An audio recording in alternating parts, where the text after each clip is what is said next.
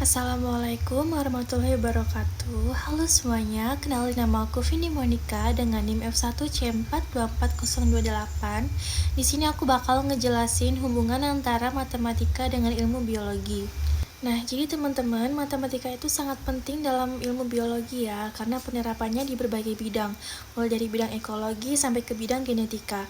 Di sini aku udah menjabarkan menjadi beberapa contoh agar lebih mudah dipahami, dan di sini aku bakal menjelaskan mengenai kaitan ilmu matematika dengan ilmu biologi.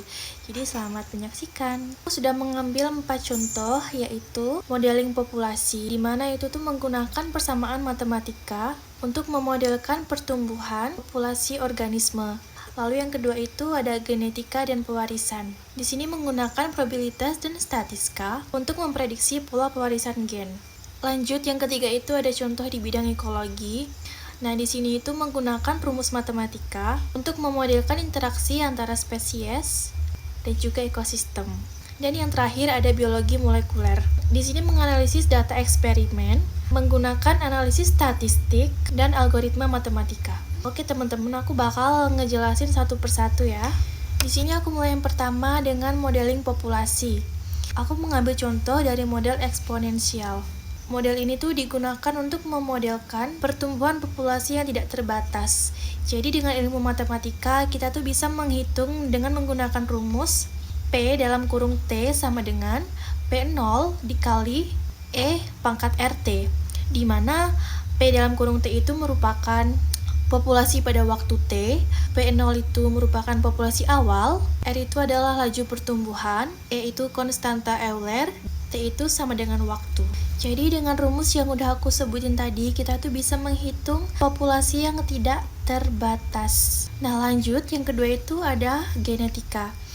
Di bidang genetika ini aku punya 2 contoh. Yang pertama itu adalah hukum pewarisan Mendel. Contohnya yaitu perhitungan probabilitas keturunan dalam persilangan monohibrid dan juga dihibrid. Lalu yang kedua itu ada persamaan Handy-Weinberg. Digunakan untuk memprediksi frekuensi alel dalam populasi yang tidak berkembang. Rumusnya adalah P² ditambah 2PQ ditambah Q kuadrat sama dengan 1, di mana P itu merupakan frekuensi alel dominan dan Q itu merupakan frekuensi alel resesif. Selanjutnya, aku bakal ngasih contoh di bidang statistik.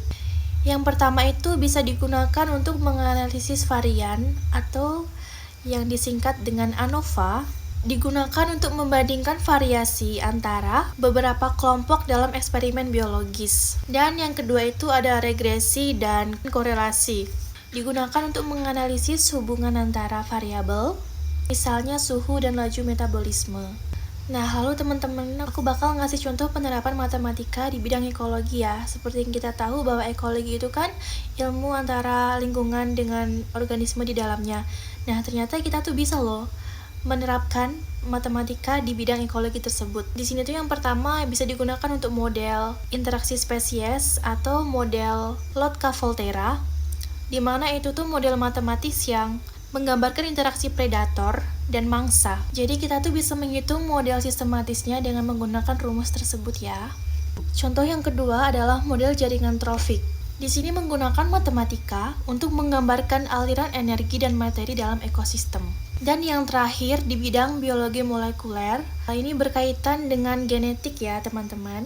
Jadi kita bisa menganalisis data genetik menggunakan ilmu matematika, di mana penggunaan algoritma matematika untuk menyusun urutan DNA dan RNA, misalnya algoritma pemrograman dinamis untuk pencocokan sekuens. Lalu kita bisa juga menggunakan model aliran informasi genetik, menggunakan teori informasi dan matematika untuk menganalisis bagaimana informasi genetik diteruskan melalui pewarisan.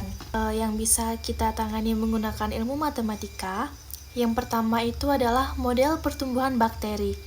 menjelaskan penggunaan model logistik untuk memprediksi jumlah bakteri dalam kultur. Lalu yang kedua ada perhitungan pewarisan warna mata pada manusia. Ini menggunakan hukum probabilitas untuk menghitung peluang keturunan dengan warna mata tertentu.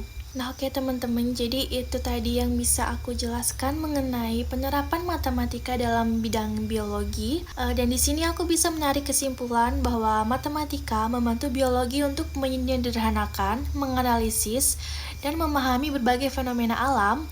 Aplikasi matematika sangat penting dalam berbagai disiplin biologi seperti ekologi, genetika, dan juga biologi molekuler.